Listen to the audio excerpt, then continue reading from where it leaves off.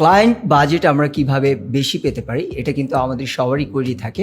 আমরা সবাই জানি যারা ওয়ার্ডপ্রেসে কাজ করতে আসে তাদের বাজেটটা কিন্তু খুব লো বাজেট থাকে। তারা চিন্তা করে যে ওয়ার্ডপ্রেসে কাজ করলে হয়তো বা খুব লো বাজেটে কাজ করা যাবে এবং এটার বাজেটটা আসলেই কম। But the real thing is আপনি যদি স্কিলড হন এবং আপনি যদি কনফিডেন্ট হন তাহলে কিন্তু আপনি এখানে খুব হ্যান্ডসাম একটা বাজেট নিতে পারবেন।